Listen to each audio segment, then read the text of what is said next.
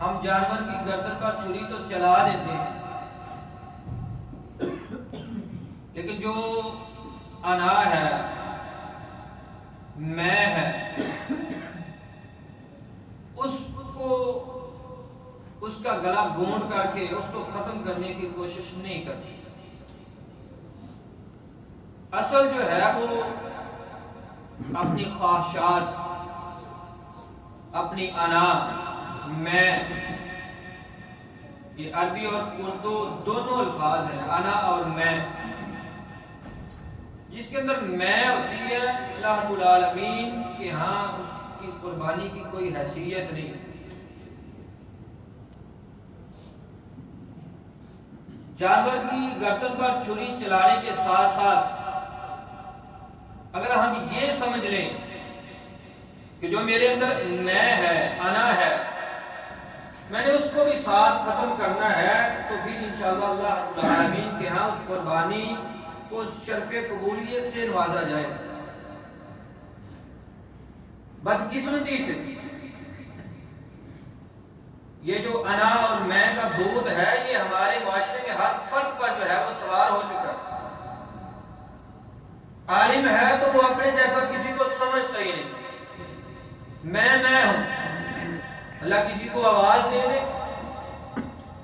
کسی کو علم دے دے، وہ سمجھتا ہے کہ میرے جیسا ہے ہی کوئی۔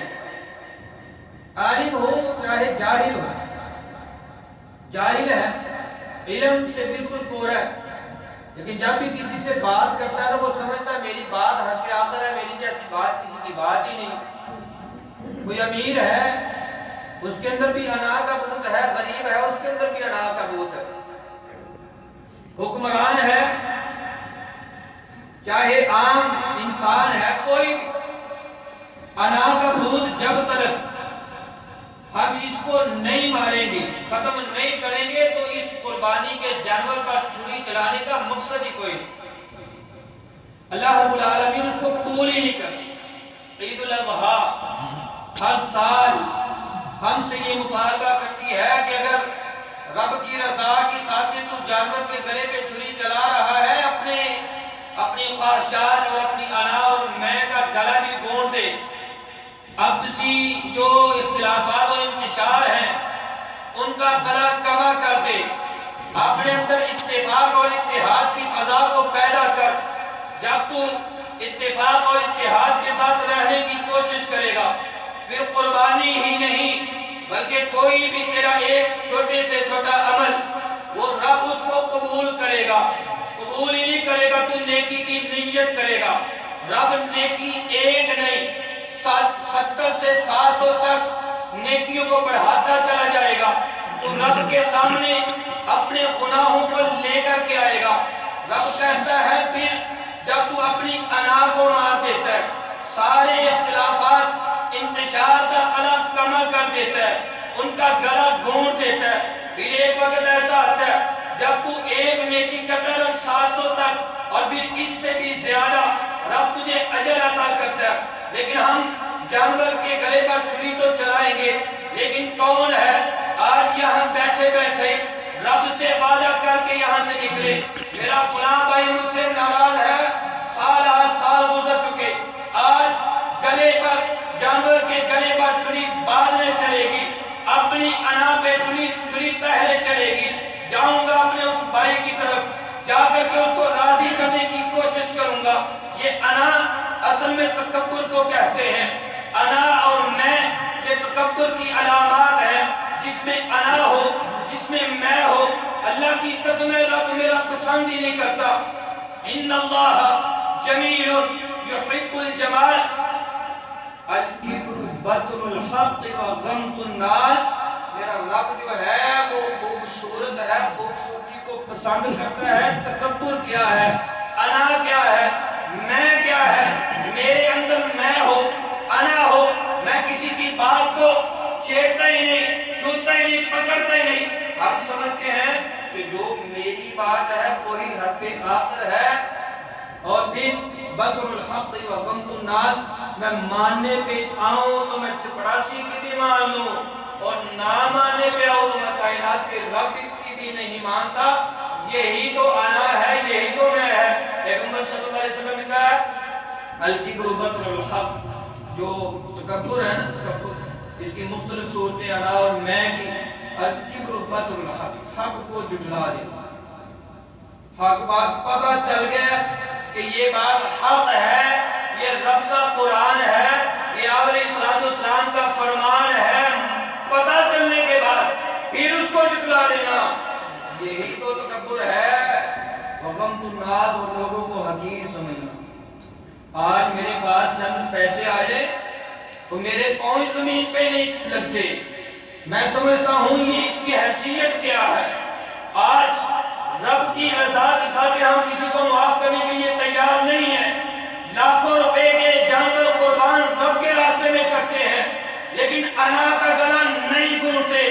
قسم رب ذوالجلال کی، اگر انا پہ چھری نہ چلی، میں پہ چھری نہ چلائی، تو اس رب کے ہاں اس قربانی کی چاہے لاکھوں کیا کروڑوں بھی خرچ کر دے، اللہ کے ہاں ان کی کوئی اہمیت نہیں، کوئی حیثیت نہیں.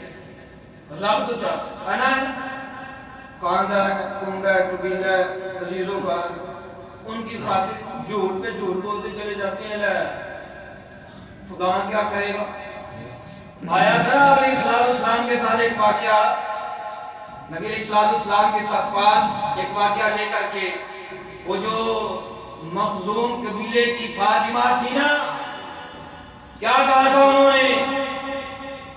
ان کے ذہن میں بھی یہ تھا ہے ہمارا کنبہ، ہمارا قبیلہ ناک نہیں رہے گی. آج بھی ناک کو بچانے کے لیے ناک نہیں رہتی، آپ بچی کی کریے. میں ان کے پر جامعہ گا تو وہ تو کی کہے گا، لے تو میرے کو خود ہی آ گیا، یا میں تو میرا جا کے صلاح کر دے. شیطان اس طرح کی باتیں ڈالتا ہے نا ذہن میں، تو میں وہ بات جو انہوں نے گلیں کر دے رہے ہیں کہ اے آپ ہی ہے میرے کو چل کے، میں نہیں کہ آپ کی صدا نہیں میں بھیجا. اس طرح کی باتیں ہم کرتے ہیں. وہ مخزوم قبیلے کی فاطمہ تھی.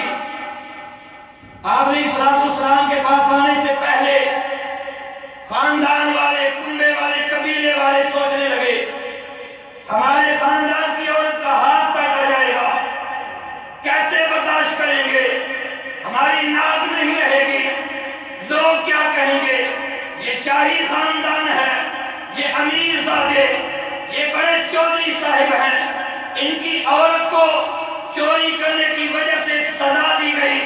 پیغمبر صلی اللہ علیہ وسلم کے پاس کوئی ایسا مرد مجاہد ڈھونڈا جائے جو آپ علیہ السلام کے پاس جا کر کے سفارش کرے اس کا ہاتھ نہ کاٹا جائے.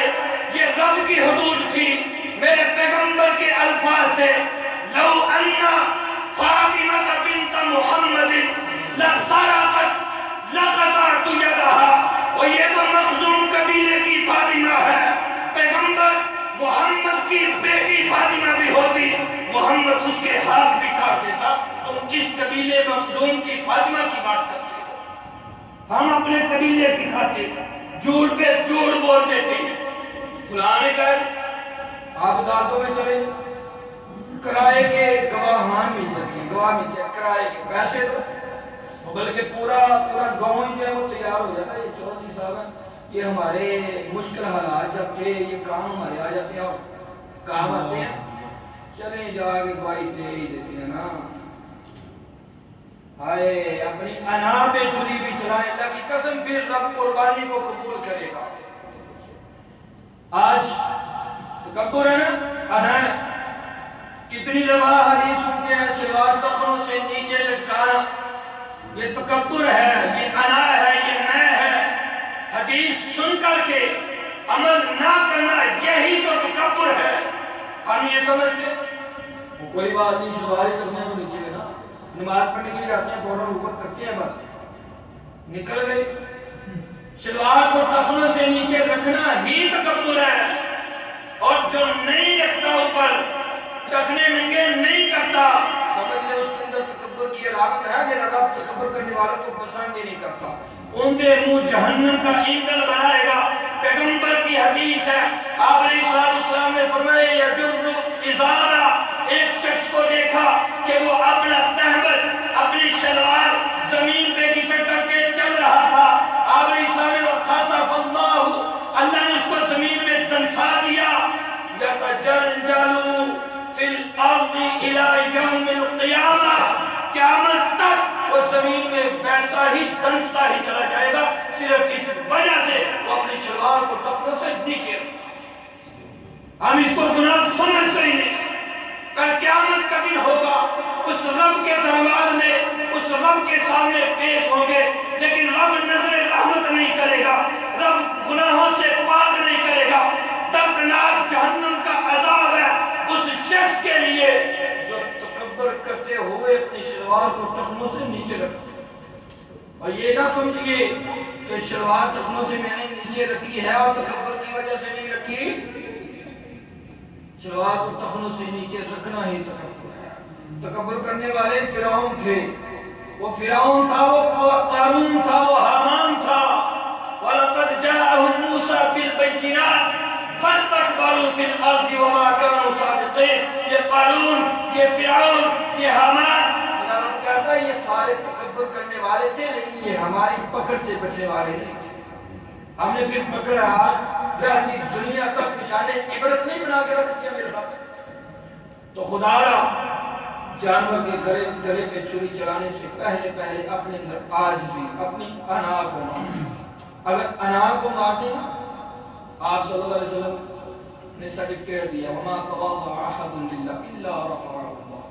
آج میرے ذہن میں یہ بات اگر شیطان ڈالتا ہے نا کہ میں اس کے پاس جاؤں گا تو لوگ کیا کہیں گے، معاشرہ کیا کرے گا، فلاں کیا کہے گا، فلاں کیا کہے گا، یہ شیطانی بات ہے۔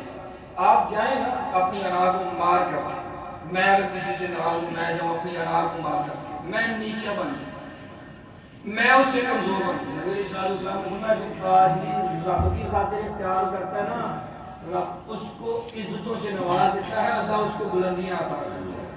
لیکن کبھی یعنی کہ قربانی کے جنگ پر چھری چلانے کے ساتھ اپنی انا پر بھی آج چھری چلا دیں۔ آج کوشش کریں میرے اندر جو انا تھی نا، آج کے بعد وہ ختم، آج اس پہ چھری چلے گی تو پھر جانور کے گلے پہ چھری چلے گی۔ جب اپنی انا پہ چھری چلا کر کے آپ جا رہے ہوں گے، اللہ کی قسم ہے قربانی کے جانور پہ چھری ابھی چلی نہیں ہے، میرا رب کہتا ہے میں نے تیرے سارے اعمال قبول کر لیے۔ تو اپنی انا پہ بھی آج جو ہے وہ چھری چلائیں۔ اللہ رب العالمین مجھ سمیت ہم سب کو جو کچھ سنا ہے اس پہ عمل کرنے